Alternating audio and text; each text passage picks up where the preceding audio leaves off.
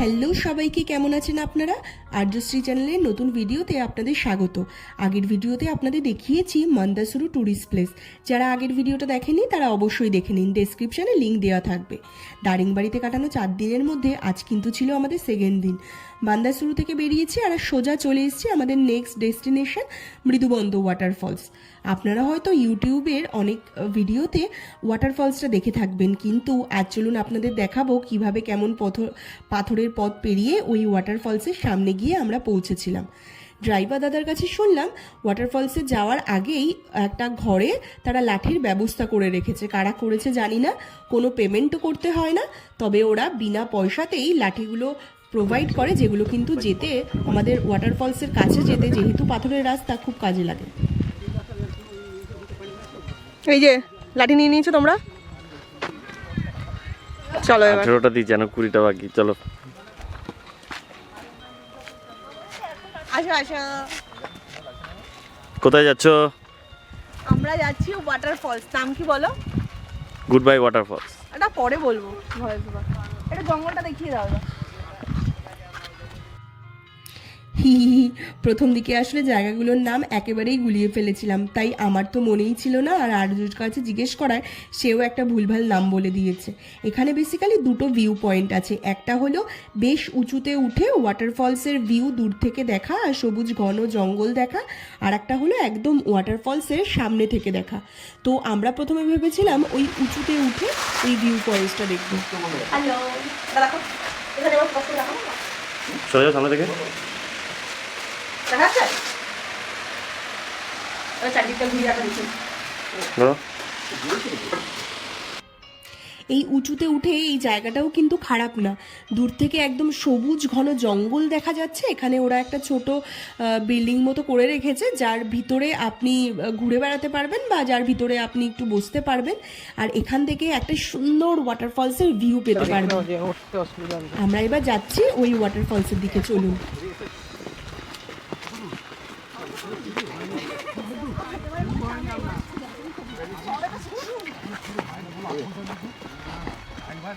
ভারী পড়ে গেল মনে হচ্ছে। তো এভারেস্টে আবার জয় করব। কে ফুলকপি ফ্রাই তো ডাইজেস্ট হয়ে গেছে। ফুলকপি ফ্রাইটা খেয়েছিলেন বলে যেতে পারে। অয়েলটার পুরো আপনার এনার্জি প্রোভাইড।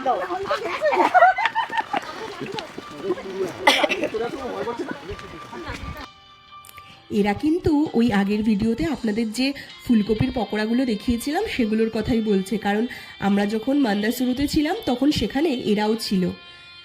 তাই যেহেতু অনেকটা পাথরে পাথরে রাস্তা, তাই এরা বলছিল এদের নাকি যেতে বেশ কষ্ট হয়েছে। ভাগ্যিস ওই ফুলকপির গরু নিয়ে আসলে ভালো হতো, পিঠে উঠে চলে যেতাম।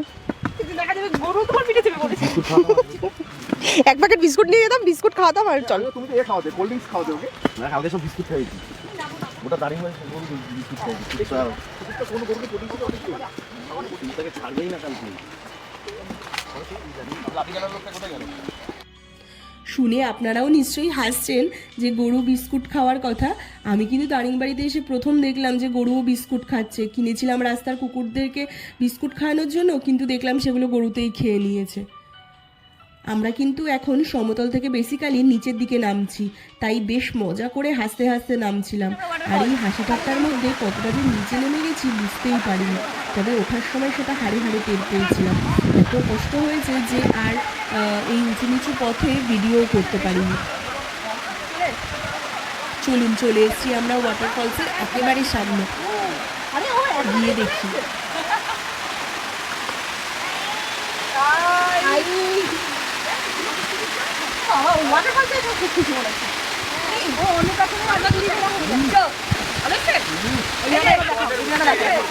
চলো চলো নিচে নামো, এবার তুমি নিয়ে নাও।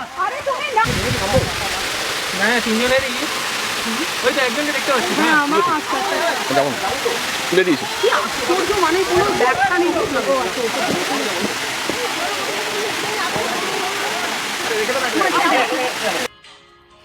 দারিংবাড়িতে আসার আগে অনেকেই আমাদের বলেছিল শীতকালে যাচ্ছিস ওয়াটারফলসগুলোতে দেখিস জল পাবি না একদম, কিন্তু দেখুন জানুয়ারি শেষের দিকে এসছি আমরা, অন্য সময় থেকে একটু জল কম থাকলেও আমরা কিন্তু নিরাশ হইনি। আমাদের তো বেশ ভালোই লেগেছে।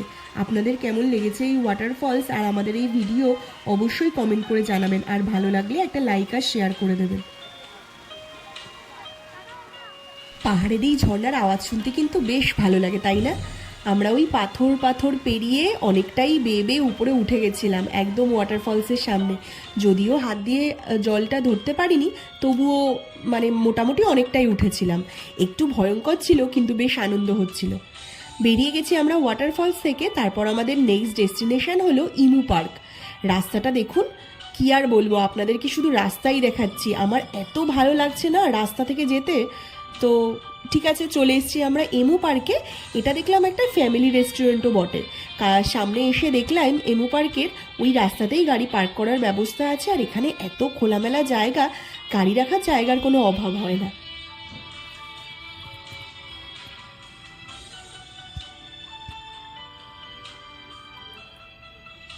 এই যে এমু পার্কের এন্ট্রি পয়েন্ট, প্রথমে দেখে মনে হচ্ছিল কোনো বাড়ির ভেতরে খাঁচায় হয়তো কিছু পাখি রাখা হয়েছে, কিন্তু একটু ভেতরে ঢুকেই বুঝতে পারলাম যে ভেতরে অনেকটাই জায়গা আর সুন্দর করে সাজানো পার্কটা। ঢুকতেই চোখে পড়লো এই পাখিগুলোকে। এই দেখুন, বেশ বড় বড় পাখিগুলো, অনেকগুলো পাখি ছিল এখানে, আর সবাই একসাথে বেশ সুন্দর করে ছড়িয়ে ছিটিয়ে ঘুরেও বেড়াচ্ছিল। মাটি করে ওই জন্য একটা ওইখানে করে দিচ্ছে। বেশ 6-7টা পাখি আছে, সবকটা পাখি এত বড় বড়। আমি এই প্রথম এরকম পাখি দেখলাম এত কাছ থেকে। ভেতরে ঢুকে দেখলাম বেশ কিছু লোকজনও ঘুরে বেড়াচ্ছে।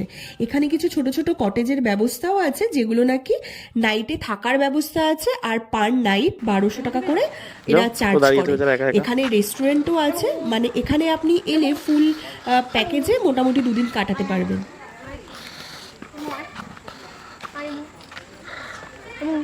আর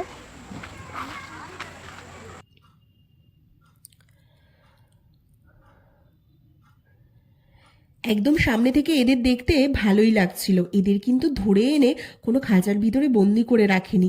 এই যে এত ঘন জঙ্গল গাছপালার ভিতরে এদের নিজেদের মতো করে কিছু ঘর বানিয়ে দিয়েছে খোলামেলা জায়গায়, তাই এরা দিব্যি ঘুরে বেড়াচ্ছে। হাই বেবি, বেবিস, বেবিস এদিকে দেখো বেবিস। আরে এমন সাথে পড়ো তো না, দেখো এমনগুলো কিন্তু ভালো, এদের ফ্রেন্ডলি দিয়ে। এদের দেখতে দেখতে প্ল্যান করছিলাম নেক্সট কোথায় যাওয়া যায়, কারণ এখনো দিনের অনেকটা সময়ই বাকি আছে। তো তারপর ঠিক করলাম লাভার্স পয়েন্টে যাব। ওটাও একটা ওয়াটারফলস ঠিকই, কিন্তু এর থেকে একটু অন্যরকম। তো দেখা হচ্ছে নেক্সট ভিডিওতে। আজকে টাটা।